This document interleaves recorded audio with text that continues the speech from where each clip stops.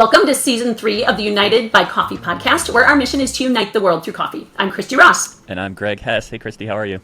I'm good. How are you? I'm good. I'm going to start today's episode with a question for you because I know you've spent a lot of time with our guest today, and I wanted to ask kind of about the early stages of coming up with the idea for U3 Coffee. And I guess I wanted to ask something specifically for those of us who are, entrepreneurs or maybe trying to get started on a business idea. Do you have any time for a question like that? Absolutely. Yeah, let's go for it. Well, maybe I've already teased it, but what were some of the key things that you like to keep in mind in the early stages of a project that you work on? Yeah, boy, how much time do we have? Because I have a lot to say. So I'm absolutely a just do it kind of person. Mm-hmm. So it's, just do it is actually one of my life mottos. I would say my approach is to jump in the deep end and you'll figure it out along the way. However, I have one caveat to that and probably actually two lessons to share as well. So definitely just do it, but there's value in understanding like how deep that pool is before you jump in. So I would say like understanding that context of the industry. So a bit of research goes a long way in directing you quickly on which way to start swimming once you're in the deep end. So that's my caveat. And the two lessons or takeaways to drive home here are sort of encapsulating what I just said, like be willing to take risks. And for anyone sort of following this podcast, they've heard this from other entrepreneurs as well, as you can attest to. You don't have to have all the answers before you start, right? It's about sort of figuring it out.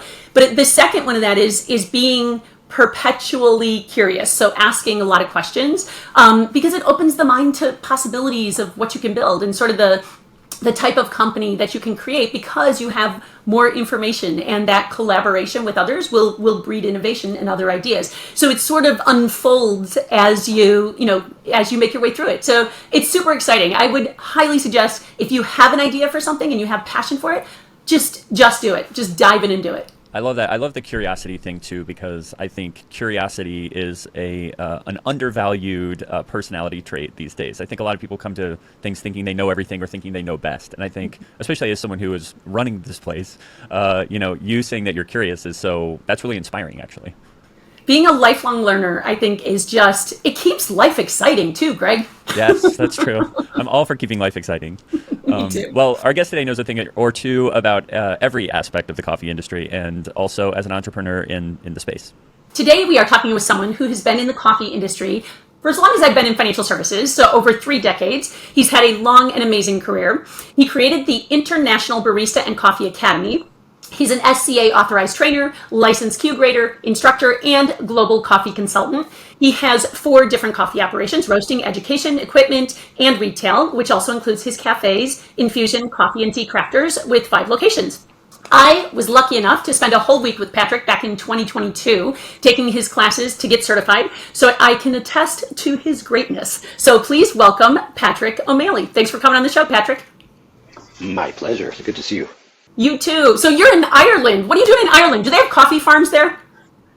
No, they don't. But this morning I was actually tending to the sheep. I went and actually grabbed this beautiful water from the well. There's an artisan well on my family farm, and I'm just hanging with my family, enjoying a little vacation. How did you initially get started in the coffee industry? Because it was a total accident. I tripped and fell. That's what I always tell people. I tripped and fell. I had no intention to get into coffee. I was actually studying wine. I wanted to be a winemaker, and at the time, this is a little over 30 years ago, probably about 34, 35 years ago, I was working in a French restaurant at in a 5-star hotel in Arizona, and I got the maitre d' understood that I was naturally gifted. I had a very good palate for wine, and so I wanted to study wine, and I got shipped off to Hawaii to run a cafe / ice cream store. It wasn't a cafe, it was a wine store, an ice cream store, and sandwich store. And I'd gone over to Kona and tasted coffee that didn't taste like asphalt for the first time in my life. And I went, wow, this is kind of like fruit. So I still didn't have any intention of being into coffee at all. I talked the owner out of pure selfishness to sell the liquor license, the beer and wine license, so that we could close the store before midnight or 1 o'clock in the morning. So we started doing coffee instead. Give us a little general lay of the land in the order in which you developed the 4 different coffee operations that you have today. I went to Italy to do some barista training with a guy named Andrea Latuara. He's a dear friend of mine, one of the top espresso barista trainers that I believe in the world. He's a good guy. And so I went and did some training, and then I got wrapped up in SCAE, Specialty Coffee Association of Europe. And the two founders, they asked me if I wanted to get involved in helping to put together a training program, coffee training, so an educational program. So there was about 12 of us, Damien Burgess and Andrea Latuada, and mostly Italian guys and this one crazy Irish guy. And we put this education system together, helped put it together for Specialty Coffee Association of Europe at the time. And then in 2013, a space came available directly across from my main roastery, and that's where Christy came and studied with me. That's where I opened Infusion at the same time. We opened our first storefront at the same time as I opened up I moved the academy, and we certified the lab. As at the time it was SEAE still, but SEA had the certification, so we had an SEA and certified lab, and it's been great. And then 2016, I believe, I was in Bogota. I was in Colombia, and I was teaching. There was a coffee show there, but I was also teaching at a friend of mine's roastery. His name is Ricardo Villegas. And we had a Sunday off, so we took off to go visit a farm. I didn't grow up on a farm, but my family's farmers. I'm on this family farm now, and it's just in my blood, I think, and I've always wanted to farm. So I went out and we looked at coffee farms. Went to this amazing farm called Misiones. It's Hacienda Misiones.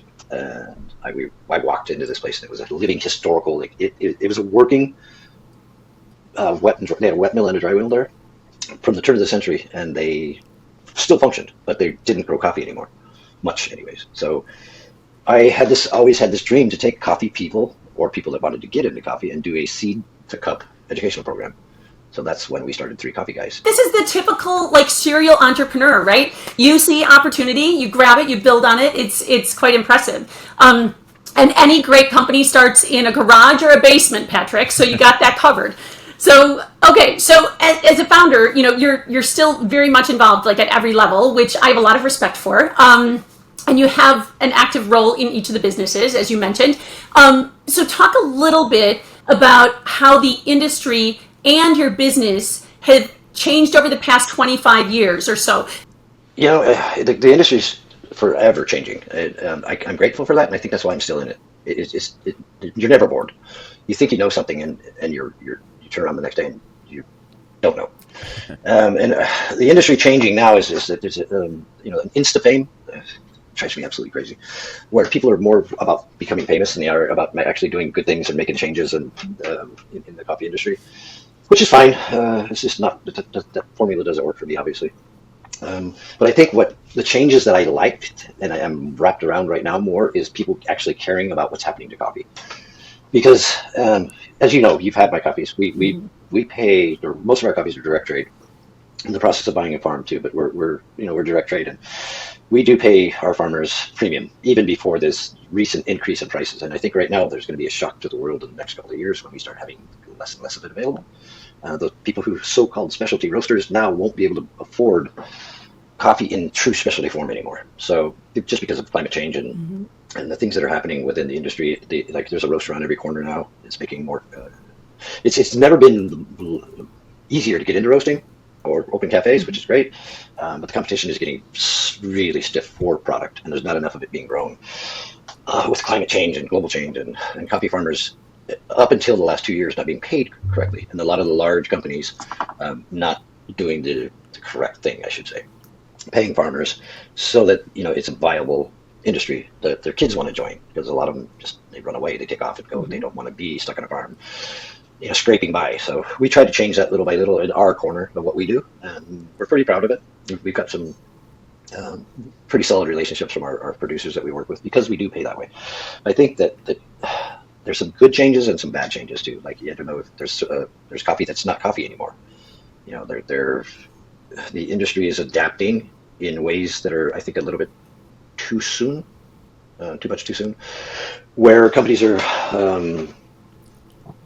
they're putting it to where the farmers are not going to want to farm anymore. I think it's kind of scary. It's a little bit scary on that front.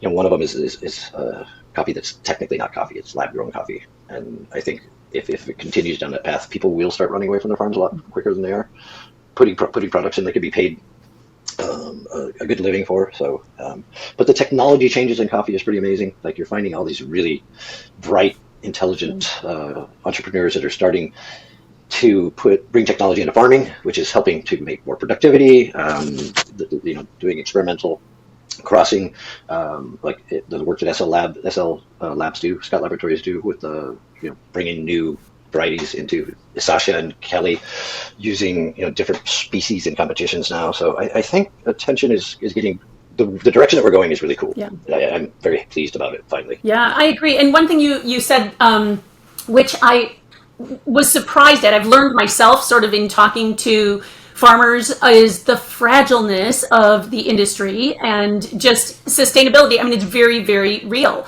You had mentioned Americans not knowing, what coffee farmer goes through, or what the actual coffee goes through to get to their table in their cup. And I hope people wake up a little bit and go to seek out those coffee roasters. They're all over the country now, who do sustainable purchasing. They take care of their employees. I mean, I would not be able to do what I do without my team. I've got one of the best teams in the world. So, how did you figure out what you needed to do in order to round out the team to build out the cafes? Was it just trial and error? We were very well known. The main company, Espresso Italia, was very well known by chefs and people opening up restaurants. But as every street corner became a cafe now, those who got into the business that roasted, that they had a retail store, they didn't do wholesale, soon figure out that it's not as easy to make money to pay your rent and pay your bills. So they would get into the wholesale game as well. So that started chopping away at the market share. And we didn't have infusion, the whole company, because it was confusing, because we had Espresso Italia, Infusion, Ibica, and 3 coffee guys all wrapped up in this one crazy ball of mess. But so I opened the cafe with intent to build brand recognition of the coffees that we roast and what we do. And it actually has worked really well. So I just pushed and pushed and pushed, and it really took off on its own. I would have to say 2019, 2020. Things just changed, especially when my daughter got involved. She brought in attention to detail that I didn't have time for. And she just was able to build an amazing team. I love that your daughter is involved, and at such a deep level too. Like, it's not just surface involvement. So what is that working relationship hard, or is it just come, like, you guys have a good relationship, so it just comes naturally? I think she thought there was going to be a problem with it, and I told her, I said, this is I'm not your boss. This is yours. You don't own it yet. When I die, it's yours. But the idea is to hand this over to you so that I don't have to work. You make the money, and I just go hang out on the farm or something. I think it works really well. She does have a lot of respect for the things that I believe in, the direct trade stuff, the paying the farmers right. She's a much better advocate for her team than I am. She's really built an amazing team. She's just a natural leader, and I don't think she had the confidence in the beginning. And I just don't have to get involved too often. I mean, I'm pretty proud. I'm really proud, actually. Well, we do want to hear some too about the education side of the business. Did this start as a training program for your own business that expanded, or was that a separate venture as well?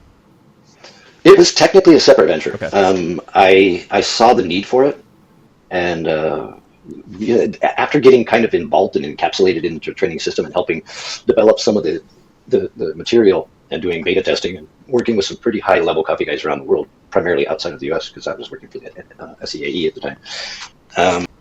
I just saw a need for it, and I really liked the idea because everything we learned, like I remember when I bought the first espresso machine for Anchor Liquor Deli in Hawaii, we were told not to clean the machine, that you wanted to season the machine. Like a cast iron pan. Exactly. The portafilters, like, you just don't clean it. I mean, this is literally stuff that, so,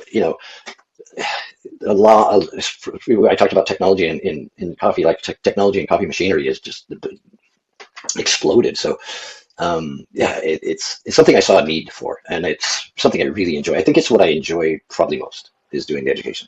I'm a Q grader. I actually went through the program. I'm still in the program to become a Q instructor. Oh, I see. It takes a long time, and I did get kind of. I did one instructor. I'm doing one next month. I'm doing another one, and hopefully I can finalize that. And is that experience of being a Q grader, I mean, can you talk a little bit about that, what it means to you to have that? Is it just another arrow in the quiver of your knowledge? Not for me. I took it very, very seriously.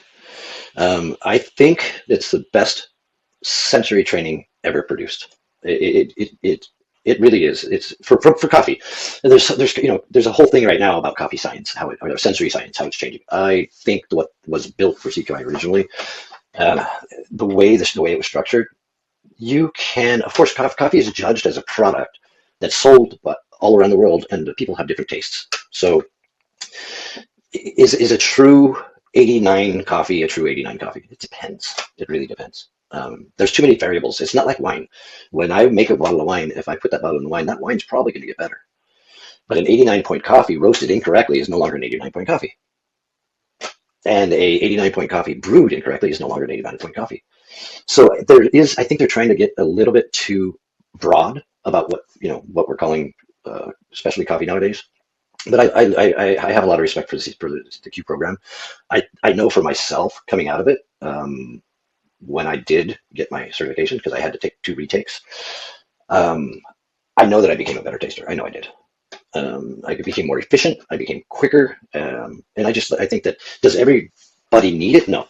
That's why I love what they're doing right now with the 100 and 200 classes. They have 200 level courses that you don't need to be a coffee. You don't need to be a Q grader. Not everybody needs it. If you're buying coffee, I believe you need to be a Q grader. If you're selling coffee, a green coffee supplier, green coffee trading, a roaster who's buying, or the buyer for a roastery. I think it really does make a difference in the quality of what they're, the job that they're doing. I think it matters. So as a Q grader, right, it's a small group of number of Q graders that there are in the US, in the world. Like, what number were you in that process? Honestly, I don't know. I know that my SCAE diploma, the diploma system that we now have, or we had, I know that I was 43rd in the world. Q, as far as a Q grader, I'm not really sure. I know Q instructors right now, as full instructors, I know there's less than 50, which is, it's a small pool. I want to talk a little bit about the one company of yours called 3 Coffee Guys, and is that the one going through rebranding as well? Did you say? No. That's a partnership that I created with Damien Burgess and Ricardo Villegas. Okay. Damien and I did a lot of the original training because he was the barista trainer for Cafe Grignano. So we did the barista and brewing training together. A lot of that stuff from SEA years and years and years ago. We've been dear friends ever since. And Ricardo he was a distributor of San Remo in Bogota, and a roaster. And then I went to teach some classes at his facility in 2014. I think was the first year, 14 or 15. And I formed that just because I really thought that people who are getting into coffee should have that experience to really see seed to cup. And the stuff that we do when we go, I don't think there's anybody else doing it quite as deeply as we do, and kind of organically as we do as well. But that's a totally different project. It was kind of I don't even know how to put that. It was a fantasy that just kind of came true. So 3 Coffee Guys focuses on coffee tourism and education at origin. So you do 2 trips a year. How many people do you take on each one of those trips? And we never take it over 25. We obviously it's a lot of effort. It takes a lot of work, planning, organization. It's something we do, as the 3 of us do, more of an excuse to get together, I guess. It's not a moneymaker. We don't make much on it, but it is fun. And I use it as I'm getting paid to go do something that is pretty cool and unique that not too many people get to do. Patrick, do you have a favorite origin, or maybe like a favorite origin trip story?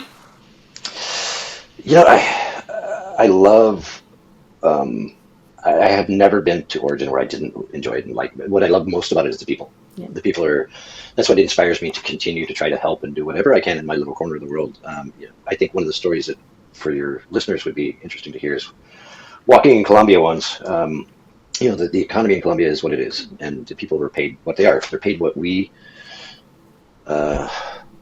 what coffee companies decide that they're going to give. And the typical collector or we call it flip picker in Colombia makes around 25 to 26,000 pesos per day. It's not a lot of money. And one day we were walking and there's a dog following us. One of the collectors was sitting there waiting for his ride, or they just finished work. And my friend asked what the name of the dog was, and the farmer replied, "I don't know. It's not my dog." He said, "There's a lot of these kind of wild dogs, and we're really kind of thankful that they are, because when we don't have money, this is what we eat." I got to ask you, if you didn't go into coffee, Patrick, what else do you think you would have done? I probably would have been making wine. Or I really like things that you craft. So I've always had an interest in distilling. So something that has to do with taking something and making something. Well, and so even like the infused, like bourbon infused coffee that you do, which is like one of my favorites of yours. That's really funny right now too, because we don't promote it much anymore because the world is on fire with, and I actually cannot stand the stuff that it's the name of my company, Infusion, and they're calling that adding stuff to coffee infusing. It should, they were, when they first started doing it, they were putting orange and other stuff in coffee. When they first started doing it, they were called flavor added, which I'm fine with because that's what it is. It's flavor added, but don't call it infusion. It's not. But you're right. During pandemic, I think when you came, I had 9 different barrels, 9 different coffees, 9 different barrels. We had a red wine, a white wine. We had several different bourbon. We had tequila, rum, reposado. I think I had Bacanora. We had all kinds of fun ones. But what we're doing is actually we're creating a forced secondary fermentation.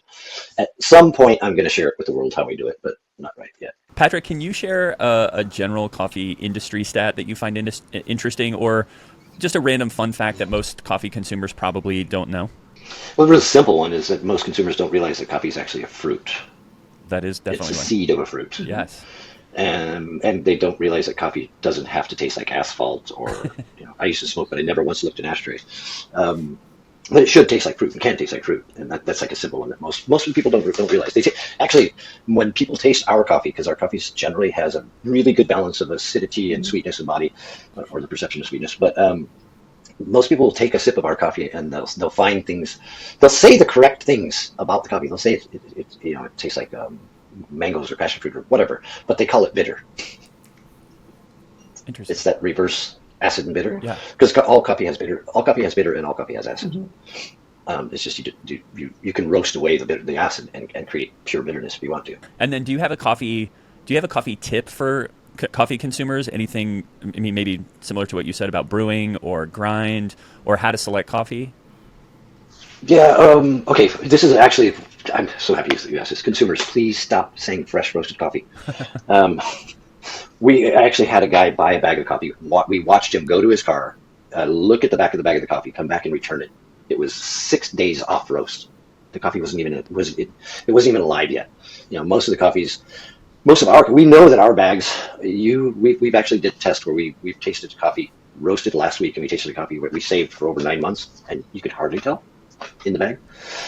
You could tell more the kind of phosphoric acid, that kind of metallic-y taste you get with super fresh coffee. But coffee doesn't have to be roasted yesterday and drank today. It can actually age quite nicely, up to about 30 days, depending on the bag, depending on the situation. I remember when Sasha Sostek won the Worlds in Seattle, I think, if I remember correctly, the coffee he used was 21 days off roast. And he won Worlds with it. So, you don't have to. And roasters who do this should stop saying, you order your coffee, we roast it today and ship it tomorrow. It's got to degas for at least 24 hours. Are those dates on the bag that you really pay attention to? Because now I'm seeing picked by and roasted by dates on a lot of coffee I drink. No, it depends on the bag. It depends on the roast. It depends on the roast style. And it should be something that the roaster should communicate. If they can't communicate that with you, they're not very well educated. Yeah. So we test our coffees for QC daily, but we also do test on if we change bags. We do head gap space. We do test to know that coffees are good for at least, in our books, our coffees are good for at least 45 days in the bag, stored in proper condition. Stored in a garage in Phoenix, Arizona at 42 to 45 degrees Celsius, no, it's not going to work. But if it's stored in a house environment, it should be good from the time you open it. Yeah, and I can attest to that. Just the tasting every morning, like doing, as I was there that whole week, you guys did an incredible job of not only educating us what we were tasting, but just also seeing the repetition day in, day out of what you guys did to make sure it was good, and the quality was there. Every roaster should be doing that, but they're not. It costs money. I mean, we ran a small calculation about it because we've got usually at least 4 to 5 people in the QC lab every morning for about 2 hours. So that's 4 hours of 4 people, or 2 hours of 4 people, where there's no production, so there's no productivity. But to me, I'm being productive because we're actually checking for quality. We identify if there's a defect. And our roast, a lot of people think that that you put coffee in a roasting machine and it turns brown. There's a lot more chemistry that goes along. But our profiles that we save for every batch size and every coffee, those are living graphs that change daily with weather. Whatever's happening outside will slightly change. So one day we'll taste the coffee and the season has changed. We're going from that really cold mornings to warm afternoons, and the flow of the chimney changes, so our roast changes. Mm-hmm. This is all the little details that I'm going to put in the book if I ever sit down and finish the stupid thing. All right. Well, we're going to wrap up here with what I call the U3 top three. So these are very brief answers, Patrick. Number one is, what is your favorite brewing method? I would have to, the one I generally do it. Actually, I haven't brewed coffee at home for a year, almost a year. Not a year, since I got back from the hospital, because they do shop up the street. It's right to the street from the house. But when I was brewing coffee at home, I just brewed V60. It's quick and easy, and Yeah. it's kind of that meditation moment. It's 3 minutes of me just doing something where I have to focus and concentrate. So my wake up moment. Yeah. No, that's good. But I have to say, V60. Okay. And for consumption, I think I already know the answer to this, but your coffee drink of choice, like black, hot, cold, a particular maybe origin or wash. The one that's in front of me is usually my favorite. Okay. And do you ever But add I would have anything to to it, say, or you just drink it black? no, I'm just black. Yeah. I mean, occasionally you'll see me do a cappuccino, but not very often. Yeah. I just like black coffee. Yeah. Same. I think. So, Patrick, how many cups of coffee do you drink per day? Um, well, if I'm home and I'm doing QC, because I don't when I'm tasting coffees, I don't spit. I want retronasal olfaction. I want that full experience. When I've done judging for Cup of Excellence or Project Origin, and collectively 25 people were tasting 11,000, 12,000 coffees in a week. The first round of every group of 5, because usually we're doing 10 tables of 10 coffees, and each coffee is 5, so 50 coffees per table. You're usually doing 10 of those per day. I usually will taste with retronasal olfaction every single coffee once, and then the other 3 times I'll spit. So if you count that, my daily QC, I couldn't even tell you. That's a lot. I think if you were to cut me, I might bleed brown, probably. Well, thank you so much, Patrick. We want to give you an opportunity to, of course, share where someone can learn more about you, any of your many businesses. Is there a place that you would send people to check those out in addition to the Arizona operations? Our wholesale distribution company, that is Espresso Italia. We're changing the name right now. I think the new website is live. It's called Infusion Distribution. InfusionCoffeeTea.com is our website where you can buy our coffees retail. InfusionDistribution.com is where you can sign up for our wholesale programs. And IBCA, International Barista Coffee Academy, it's IBCA-USA.com. And then 3 Coffee Guys. It's simple. It's the number 3 Coffee Guys. And that has upcoming trips. It has a lot of cool pictures of our previous. It has some testimonials of their students and people who joined. And then the coffee documentary, we're going to call that Bruised. Like Bruce. Yeah. Brewing, but Bruised. Yep. I don't know what that's going to be called anymore, but there's some stuff on YouTube that you can find it from Snakebite with a Y. Snakebite meat. Thanks so much, Patrick. And thank you to our followers as well. We want to hear from you. You can always reach out to us at connect@u3coffee.com or in the comments with your guest recommendations, your own coffee tips and tricks. And of course, we always want to know what you're drinking. And again, that's connect@u3coffee.com or head to the letter U, the number 3, coffee.com, where you can learn, connect, and explore the wonderful world of coffee. We'll see you next time.